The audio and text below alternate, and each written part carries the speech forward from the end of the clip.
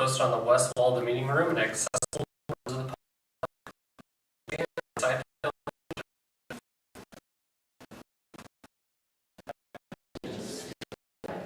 Of the United States of America, and to the republic for which it stands, one nation, under God, indivisible, with liberty and justice for all.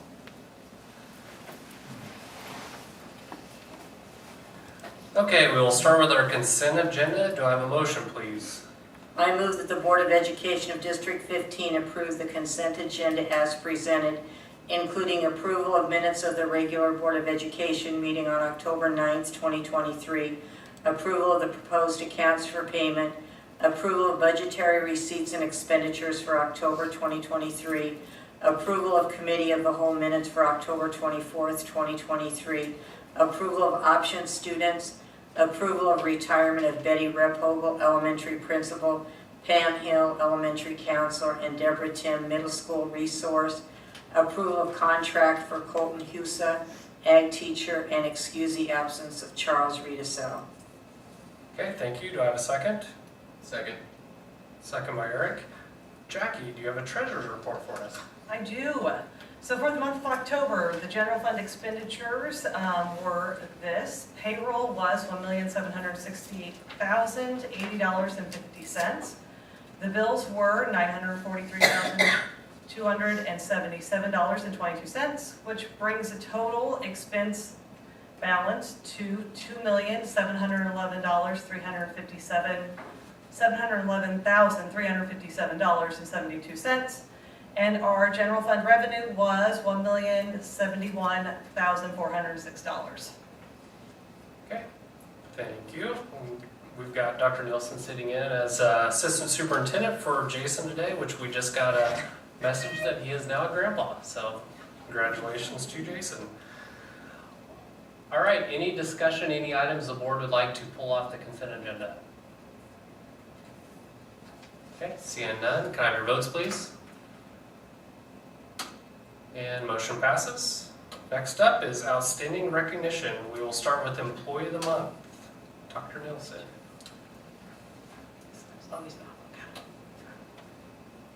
Okay, so Employee of the Month.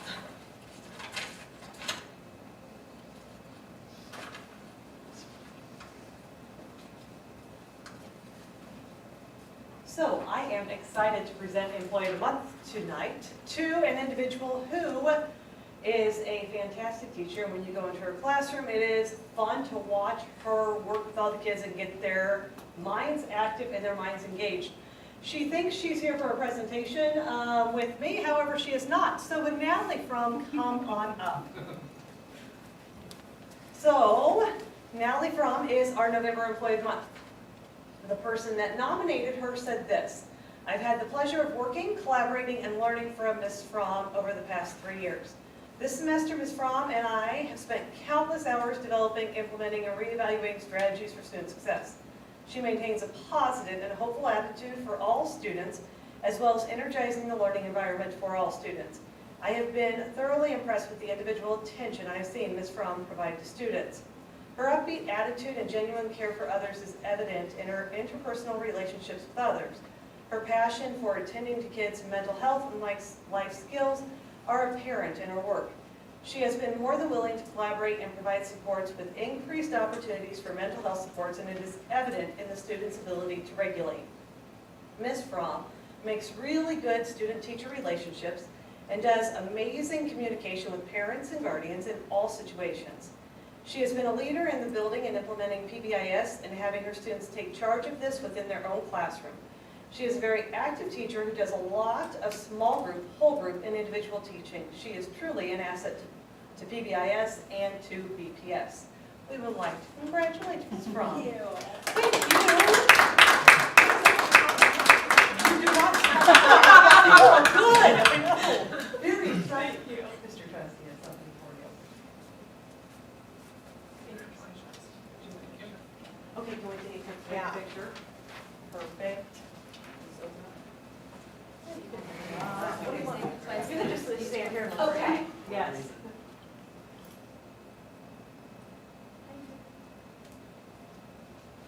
Missy's trying real hard to get I out. was not. Sorry. All right. Congratulations, Natalie. Thank you. Next up, business friend of the month, Dr. Nielsen. So we've had an opportunity to showcase our students once again, and I don't know if you've looked at the newspaper recently, but there was a fantastic article, and we are very excited to recognize a new partner that we've had that came to us and said, hey, we'd like to partner with you, we'd like to partner with your kids, we'd like to partner with your art department. So we are going to bring up Wendy, and Wendy, you're mad, Matt's not here, but No. that is okay. Hesitant. Oh, he should. So it is not very often that we have a business calling up and saying, hey, I would like to partner with your art department on a project and make a donation to their program. But that's what happened when business owners Matt and Wendy Strain, when Matt and Wendy Strain called us. In short, Matt and Wendy were looking for an idea and inspiration for a mural on the side of their car wash on Court Street next to Family Fair. Mrs. Neverby and Mr. Suter met with the Strains this past summer and outlined the proposal and ideas associated with constructing a mural on the side of the car wash east wall. A formal agreement was drawn up, signatures were gathered, and the work began.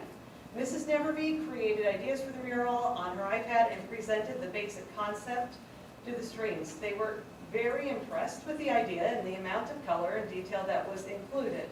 And I would say all of us were very impressed with what she has developed.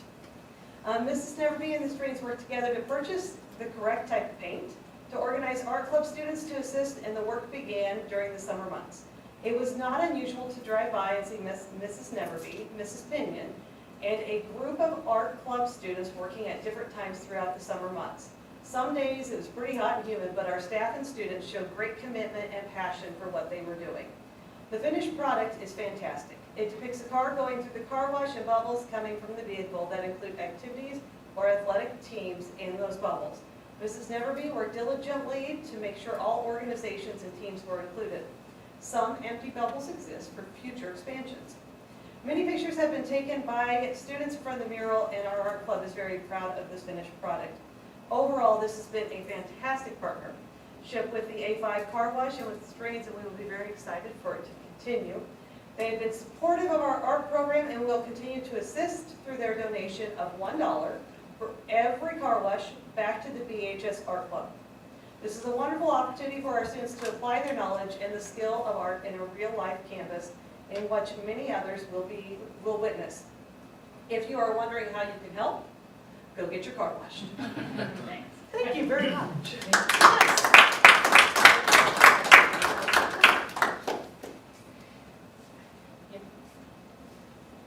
I will snap a real late picture.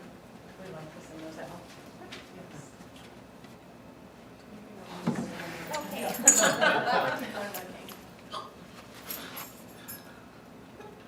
There it goes. Sorry.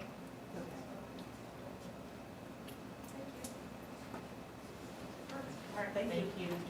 Thank you for everything.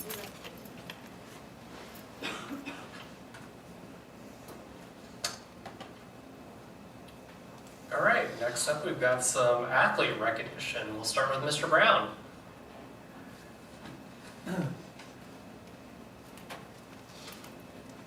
I have Kira Parquette here with me tonight.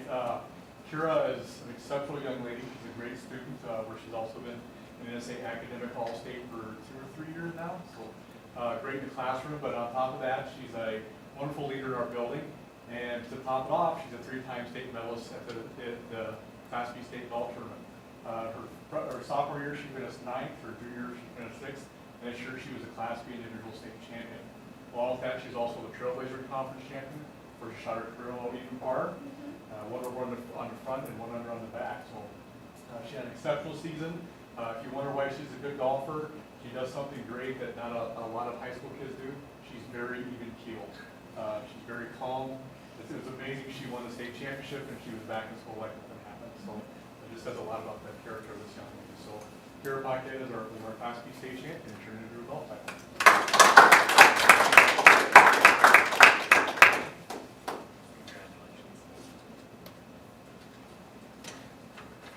Oh my goodness.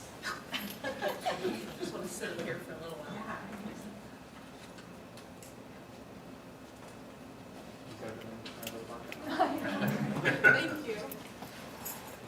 Mr. Hankey.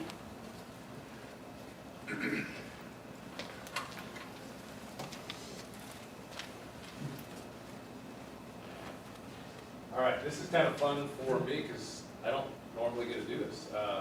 Middle school, we don't have sanctioned sports where we have a state tournament, and Mr. Junker is out of town, so otherwise he would be up here. So I'm going to read a little paragraph about Tyler, who is our state champion, Nebraska state champion cross country runner. So Tyler is an 8th grader at Beatrice Middle School and is being honored for being the 2023 Nebraska Junior High State cross country champion.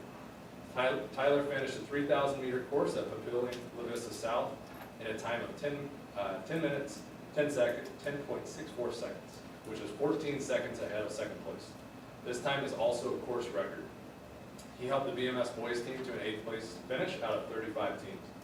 Tyler was also the champion of the Beatrice Invite, Fairbury Invite, Syracuse Invite, and the Trailblazer Conference champion. Tyler recently ran in the Lincoln Good Life Half Seat and covered the 13.1 mile course in 1 hour, 24 minutes, 28.14 seconds. I did ask him before he ran it. His goal was an hour and a half. He broke it, so which placed him 89th out of 4,011 runners, regardless of age. He was also the champion for his age division. Tyler carries a 4.0 GPA from first semester and is a great role model for Beatrice Middle School. We look forward to seeing Tyler continue to run in his high school career. Congratulations and best of luck.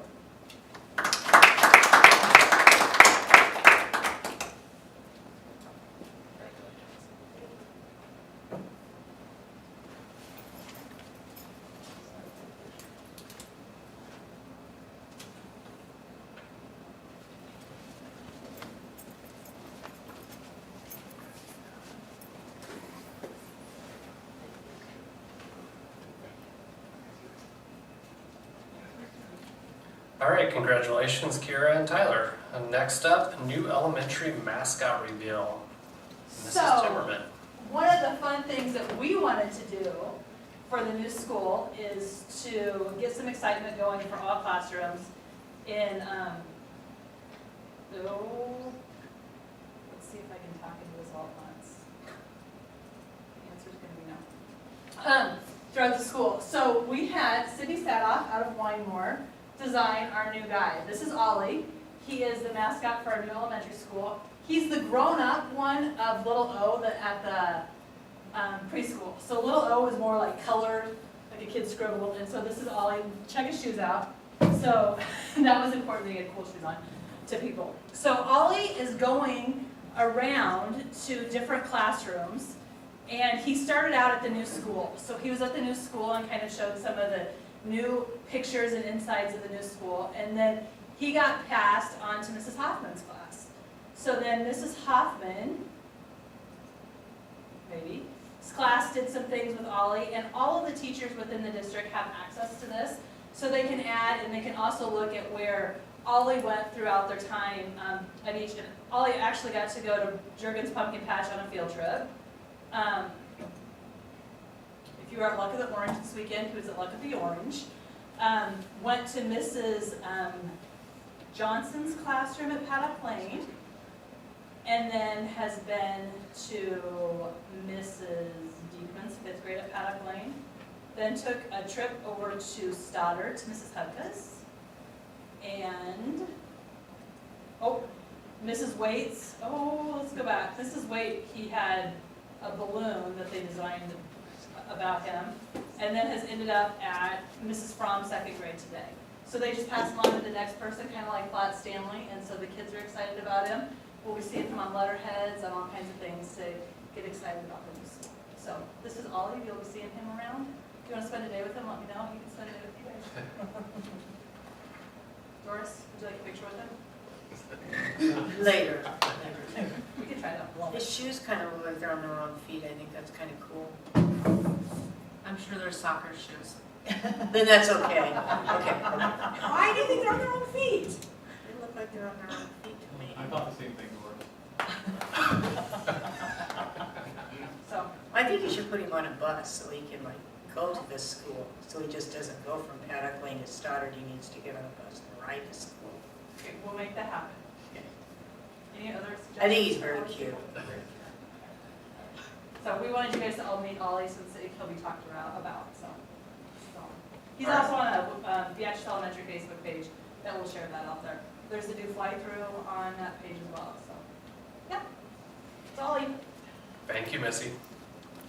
All right, next up, information section. Start with student update with Maddie. The preschool is continuing to work on making new friends and being kind people. We have worked on the skills of the following directions: paying attention, using kind words, and showing self-control, getting the teacher's attention, and being a good listener. We are looking forward to another fun family event, Breakfast with Santa on December 2nd. All are welcome. It is a fun time. Orangeman at Stoddard and Lincoln, Orangeman Pride has started up and students are excited. Social groups at Lincoln are in session and students have been excited to go to them.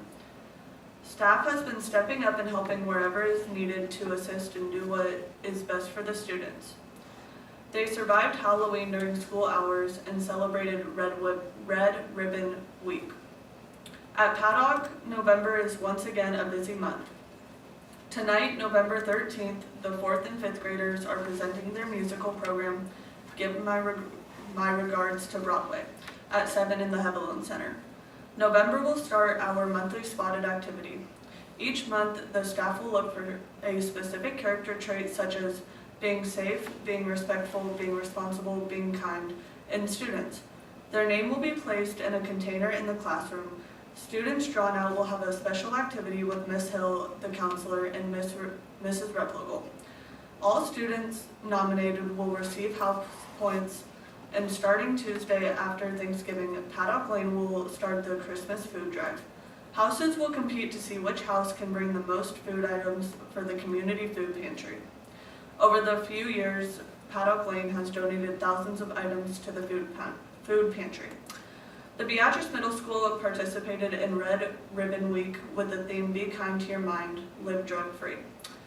They hosted several activities and dress-up days with a drug-free theme. The boys' basketball season has officially started, and their 21 Ag Enrichment students, led by Mr. Barnard from BHS, toured Classic Dairy in October. This was a valuable hands-on experience for our students. The high school fall sports finished up. Kira Paquette is an individual state golf champion. Winter sports practice officially started tonight, November 13th. Winter tip-off is this Friday, November 17th, starting at 5 p.m. And winter sports pictures are on Saturday, November 18th at the high school. Unified Bowling has started and the fall concert happened on October 23rd. The Beatrice Student Council hosted the 4th annual intramural volleyball competition to raise money for the food pantry. The one-act play called Dirt competed in February and placed 3rd. Thanksgiving break is the 22nd, 23rd, and 24th. All right, thank you, Maddie. Next up, board reports, committee of the whole, Mrs. Martin. The Committee of the Whole meeting was held on Tuesday, October 24th. First on the agenda were strategic plan site updates from the preschool and from the high school. Mrs. Timmerman highlighted the following components of the preschool site plan, including character education, staff retention, data-driven instruction, and maximize enrichment opportunities. At the high school, Mr. Suter highlighted the following goals, including positive behavior intervention support, school safety and culture, and an academic interventions for freshmen. We also just had some more discussion on the random drug testing for students. And another item was about the graduation dress code and just some explanation of that and how the policies evolved. Dr. Nielsen shared that the district received a grant in the amount of $226,000, which will mean the district can hire an individual for the next 2 school years to provide school-based mental health services to students at the K-5 level. And then also there was a report from Dr. Nielsen and about Mrs. Dean, the chemistry teacher, and she meeting with Dr. Joseph Brewer to make arrangements to clean up the chemistry room and inventory all the chemicals. An annual cleanup and disposal of chemicals in the lab will be arranged moving forward. That ends my report. Okay, thank you, Doris. Next up, stance report, Dr. Nielsen. Okay, the first stance meeting was held Wednesday, November 8th. Stance welcomed Senator Conrad of District 46, which is North Lincoln area. She is on the Education Committee. Senator Conrad answered questions reflecting on the pros and cons of last year's sessions and key issues of the upcoming session, which included the biggest tax cuts have not yet hit, so we're in a bit of a precarious fiscal situation as a state. A lot of carryover bills sitting on general and select file.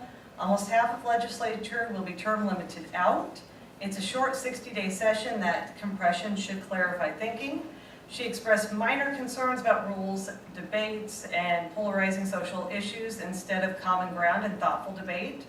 The next stance meeting will be December 6th at 2023 at 9:30 a.m. at NCSA, and it will be featuring Commissioner Maher. All right, thank you. Next up, Staff Relations Committee. Janet? The Board of Education Staff Relations Committee met on Wednesday, November 8th, 2023 at the Beatrice Community Preschool with board members Charles Rudisell and Janet Byers present. The board members met with Missy Timmerman and staff members. Parent-teacher conferences were held in October with most of the parents participating. The staff said that they like the added communication and relationship building that occurs during parent-teacher conferences. The character skills building is going very well. Using the same language throughout the building has a very positive effect on students. Teachers have been rotating classes to teach skills. This enables students to know all staff in the building. A 10-minute session is taught that corresponds to the skill. Teachers have been sending home activities for a month at a time. This enables students to continue to learn outside the classroom as well as having parents engaged in their child's activities. The ELL population has nearly doubled from a year ago. Currently, we have students who speak Spanish, Arabic, and Russian. Teachers use an app to communicate with students while they are learning the English language. Some of the challenges teachers are facing are time and substaffing.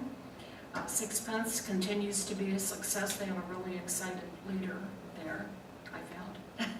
Anyway, home visitations are going well. There is a shortage of diapers, and the Sixpence program will be conducting a diaper drive in the near future. The School Staff Relations Committee meeting, which was supposed to take place on October 20th, will be rescheduled. I didn't go to the building, and they gave me a preview of their program tonight, so it was really hard to come tonight. They did an excellent job. The kids were great.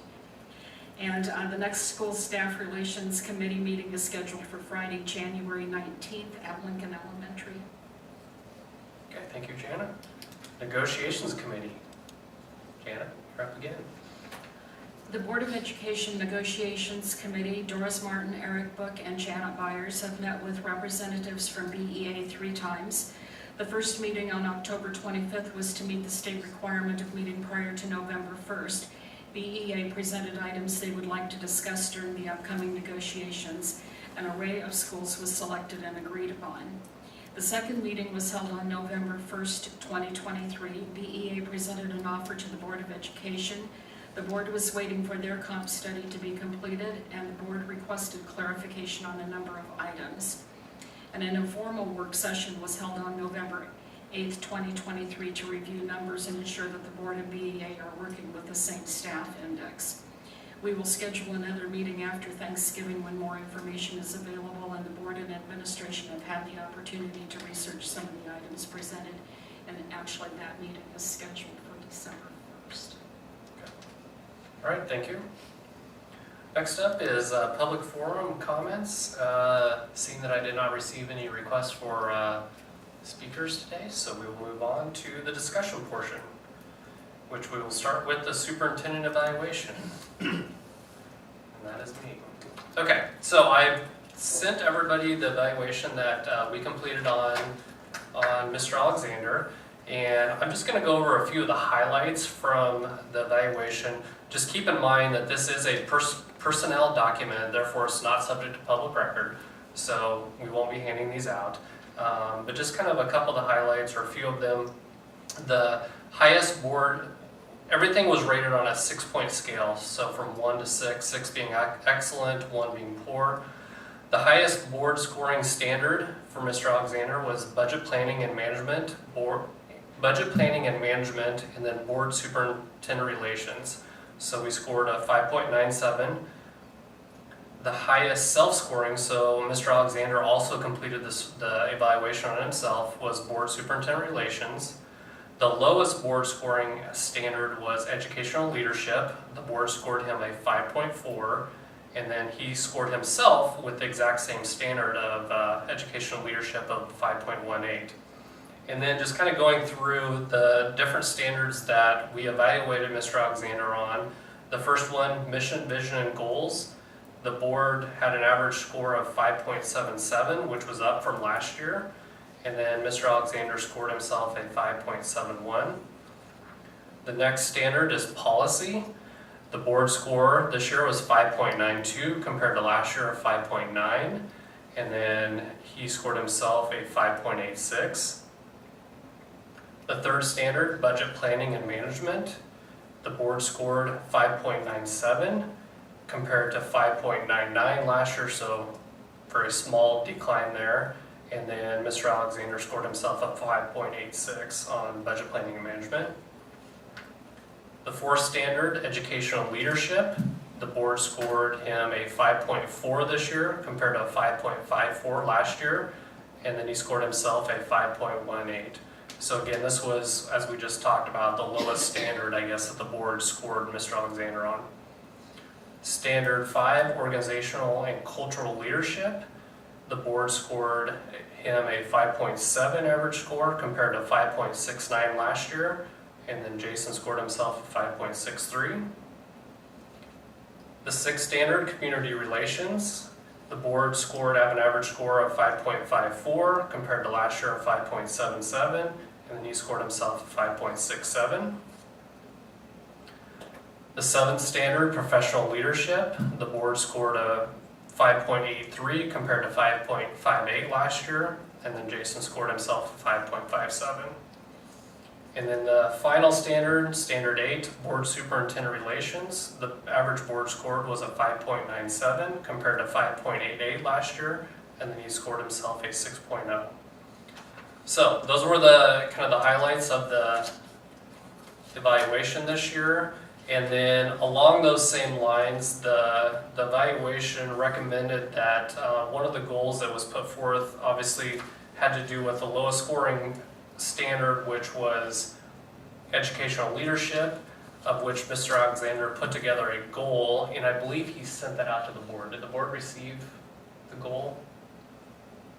Was it on his evaluation, self-evaluation? Mm-hmm. That could be my fault that I didn't forward it out to you guys, but he did put together a goal for this year for increasing that alignment. I guess we should probably get copies. I'll forward the goal out to you guys just so you can see that, and then review it and determine if you feel it makes sense. So any questions on the evaluation process? I really do like that the process by utilizing the state. That way it's kind of put together. We can compare year over year. So, any questions, comments, issues? Okay. All right, thank you. Next up for discussion, Regulation 5205.1, Graduation Dress Code. Dr. Nielsen. Yes, so we started the conversation about the graduation dress code at the October Committee of the Whole. And what we want to do is see if there are any other thoughts or questions that have come up. So just a quick reminder, in the past 2 to 3 years, we've had a few requests to wear an adornment that is culturally, ethnicity, or heritage-based significance. We adjusted our policy 2 years ago to reflect a request of the rite of passage for Native American graduation. We had a request last year for an adornment recognizing the ethnicity of Honduras and American, dual country, that celebration of both countries from 2 students who were originally from Honduras and have moved here, and they were graduating last year. In short, as we look at these requests and as a board, we are asking for your thoughts, input, and ultimately your decision on how you would like us to handle these requests. So we know that we can do nothing with the policy. That is an option. We know that that may not allow us for that flexibility. We may be back here discussing those options that come to the administrative team and proposing them to the board. We know that we could just say no to anything that is not the black stole, or the orange stole, and anything that is out of the ordinary, out of what we do or what we require. So there are a few different options that we have, but what we want to do is open it up, and there is a red line version that you have that shows you an option that would open it up for more discretion from the administrative team.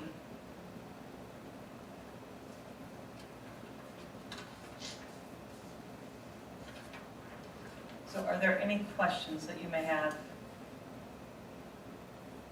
No, and I think the discussion we had at the Cal meeting a few weeks ago covered everything. And I like the fact that there is a, if it does come up, there is a process for evaluating and a timeline as well. So it's not last minute, that if somebody comes forward 2 days before graduation, that would not be granted. There's a process, there's a committee if it needs to be brought forth for discussion. Absolutely, and the piece is that if it is in any way offensive to anyone, we will not grant that piece.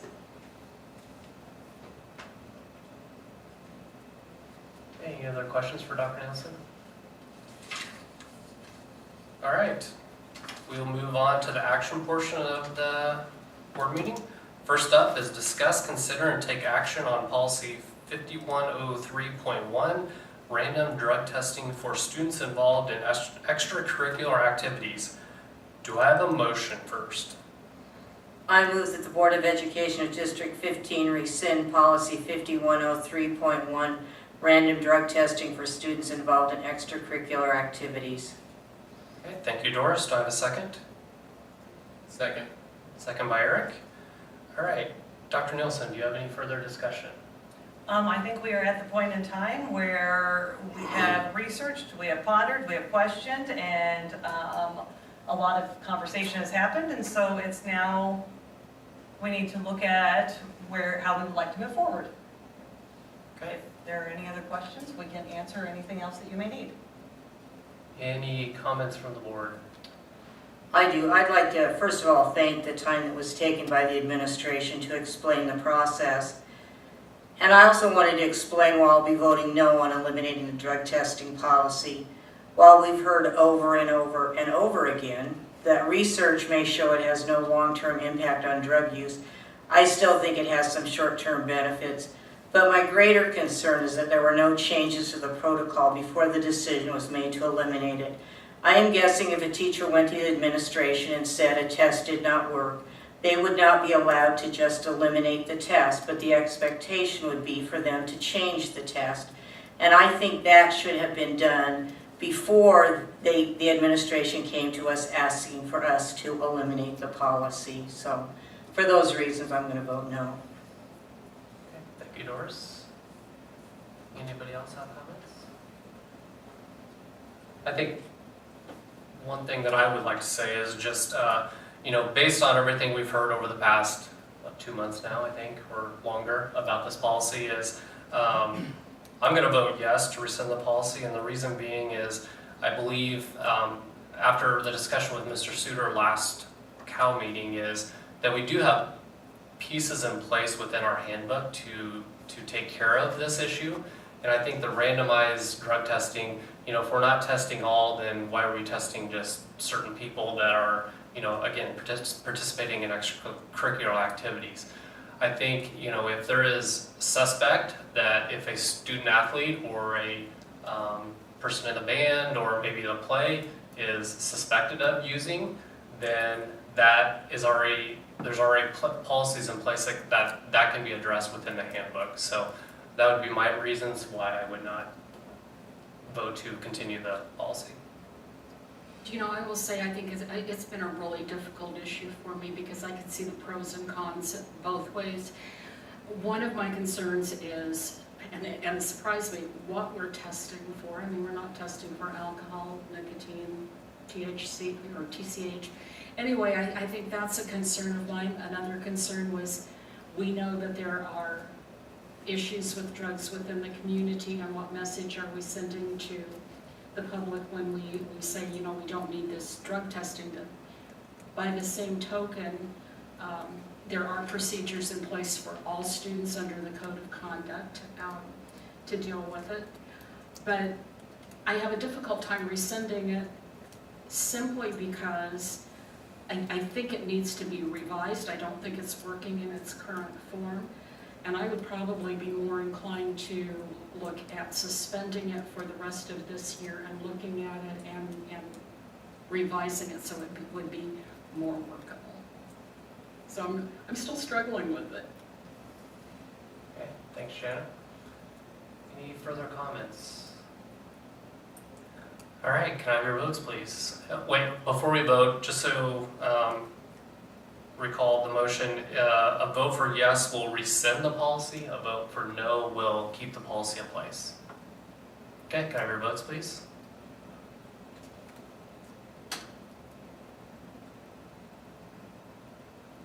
Two. 4 to 2, so those are 4 no votes. Or no to rescind it. Or no to rescind. All right, so motion does not pass. The policy will stay in place at this time.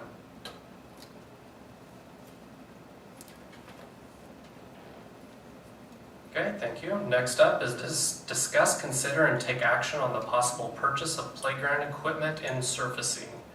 Do I have a motion, please? I move that the Board of Education of District 15 approve the purchase of playground equipment and surfacing. Okay, we have a motion. Do I have a second? Second. Second by Eric. All right, Dr. Nielsen. Okay, so we have a great opportunity with playground equipment for our new site. We are needing to move quickly, though, to take advantage of the grant that we have been offered.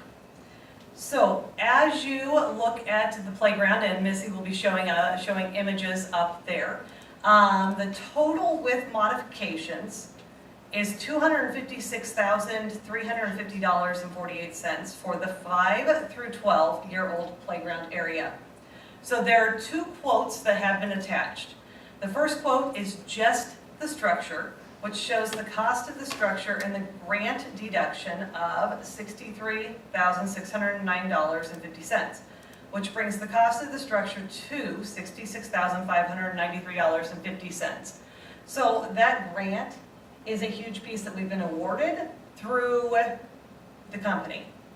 So there are a couple other opportunities that we are looking at to help us continue to pay for this. But the second quote is for the rest of the playground equipment, surfacing and installation, which totals $189,757.48. Freight for all the equipment is included on the structure quote. Both quotes must be ordered at the same time so that we can pool the 2 orders together for shipping.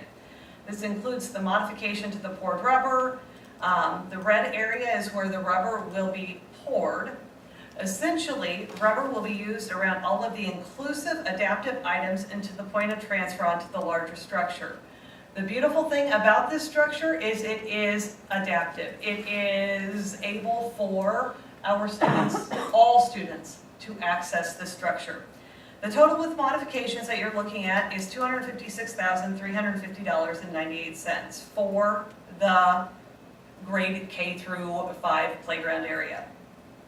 In order to receive the $63,609.50 grant, we have to approve by November 21st, 2023. We have been waiting on the design to be finalized, and that's why it's coming to you at this point in time.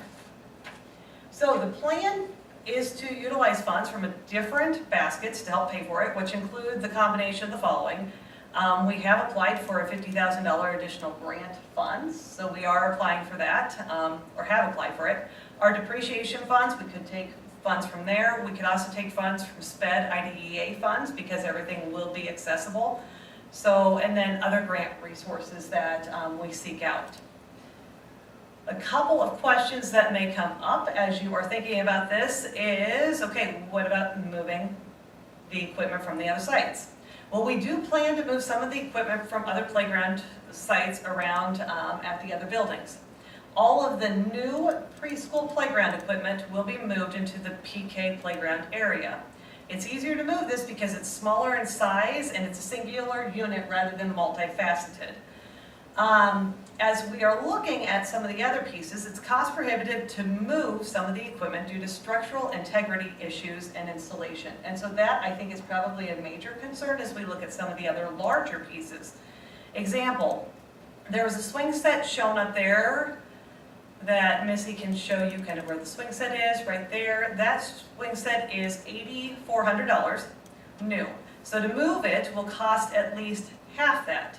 And if any structural damage occurs, it compromises the integrity of the old swing set. And I don't think we want that as a liability on the district. It may also, the other reason why we may look at, or why we need to look at the structure is when we look at our maintenance team and what they will be tasked with this summer with all the other duties, it will be a toll for them to add the moving of the playground equipment as well. So we can still move additional equipment and add that later on, and we have worked with, continue to be in communication with the city to talk about those structures and see what can, what cannot be moved. And go from there. Are there any questions that you may have? I would assume, no, go ahead first. I would assume, Jackie, as well, timing is important here because of just getting it ordered and so it can be installed in time for the new school, right? Absolutely. Yes. Do we have a lot of other adaptive equipment in the district? No, there are, you will see that on the, I would say that would be the north corner. There you go. There are 2 areas up there. Those are adaptive pieces that we ordered and they actually were delayed. So this worked out very well because they have not been placed yet.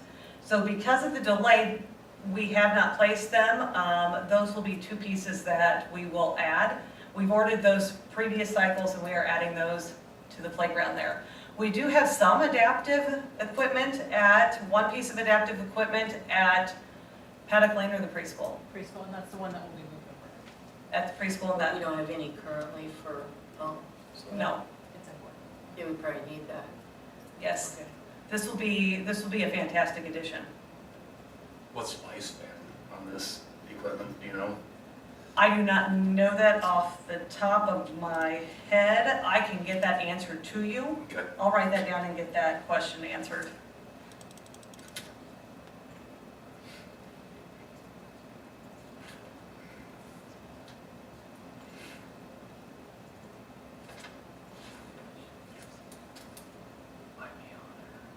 Lifetime, Lifetime? Look at that. On? Oh, 20 like, year, 15 year, you know, just pick one of them, 10 year, 5 years. Looks like every piece has a different. Depends on.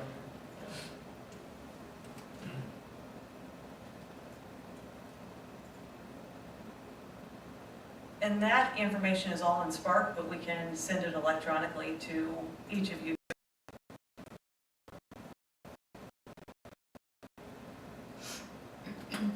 Okay, any questions, other questions for Dr. Nielsen? All right, votes please.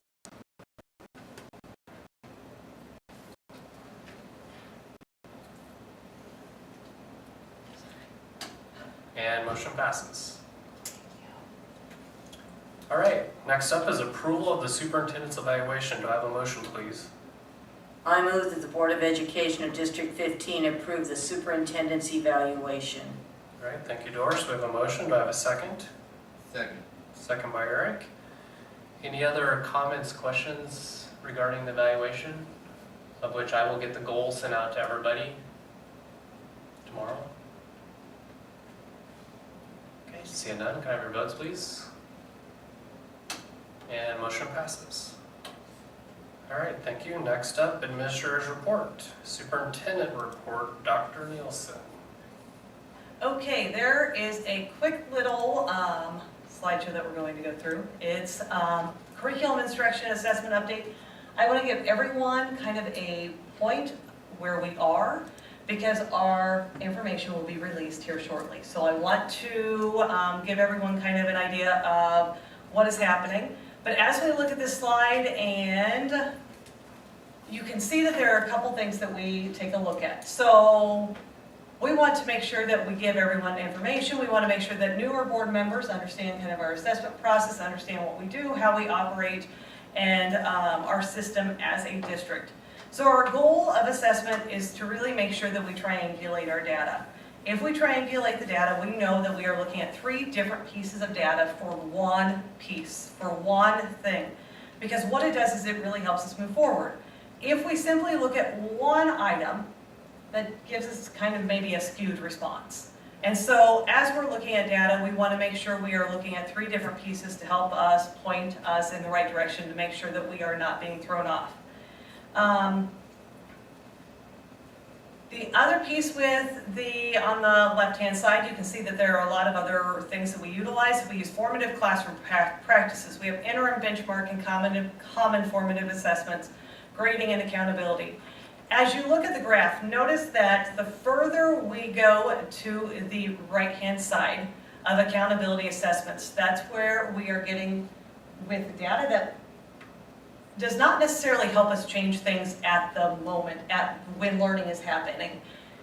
On the left-hand bottom side, that classroom formative assessments, this is really where instruction takes place. This is really where changes take place. This is really where the living and breathing assessments help guide teachers and help them make snap decisions. But all of them are important just because, again, it gives us that well-rounded picture. As we move on to the next slide, along with achievement data, there are other types. And so there are other things that we continue to look at. Demographics, that's one of the biggest things we've looked at with our EL population. How does that continue to change? How does that affect us? What different things do we need to put in place? Our special education rate is another demographic that we as a district continue to look at. Moving past student academics, because we talked about those pieces, the perceptual data. We give surveys, or culture, or climate. How are things moving forward? What do students like in classrooms? What don't they like? What works for me as a learner? What doesn't work for me as a learner? What works for teachers in professional development? Those are all things that we would gather perceptual data about. And then our school processes. As we've been looking, you've heard about PBIS. How's that working? What is the discipline data saying? What is our attendance data saying to say, are we truly making a difference with our PBIS process? Because if our discipline rates are going up, well, maybe we need to adjust them. But if they're going down, maybe we need to stay strong and keep moving forward with those practices. So all of those data pieces, we look at a lot of data, a lot of time, a lot of times throughout the year, just because it helps us figure out where we're at. So over the next couple of months, here's what we are looking at. November 22nd is when the state will release all of the accountability data. So I know it's kind of hard to see, they will release our AQuest classification and designation. Our AQuest data is our accountability data. I will make sure that each board member has those as an email, but I would ask that they stay embargoed, that you keep them embargoed until they have officially been released. I am planning on meeting with KWB and Beatrice Daily Sun next week to get the story out. And so looking at meeting with them Monday or Tuesday, they will have access, should have access to the data at that point in time the state releases it, to go through those. Our NSCAS test scores will be released at that point in time, and I do want you to know that there are a lot of highlights that we need to share with those NSCAS scores and with our classification designations, so I will be excited to tell that story. November 30th and the 18th, and December 18th, one of the things we want to do is, I'll go back to Cal. November 28th would be a Tuesday. We will talk about maybe moving Cal we know that next week is Thanksgiving break. I don't think many of us want to meet on that day. So moving Cal to the following Tuesday, because most of our winter sports start on November 30th. So in order for our administrators to be there to help tell the story, we'd like them as part of that process, and November 28th is a day that has fewer activities on it. But November 30th and December 18th, what we wanted to do was provide community meetings. So we wanted to do, at November 30th, have a morning meeting here at 9 o'clock and just invite individuals from the community and just to give them a look at what our data is saying. And then December 18th, we're looking at a 6 o'clock p.m. meeting where we would have it before our choir and instrumental music performance at the high school, so we would meet out in the VHS library. And you can come learn about data, and then you can go enjoy the winter concert. I don't know which one will be more exciting, but maybe mine. Just kidding. Okay, and then January through May, we will continue to have discussions. We will continue to have discussions about all the rest of our data and just continue to share those pieces.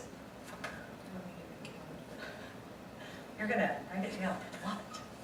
Any questions that you have for me about curriculum instruction and assessment update? Just a quick update, and we will continue to share information as it has been released.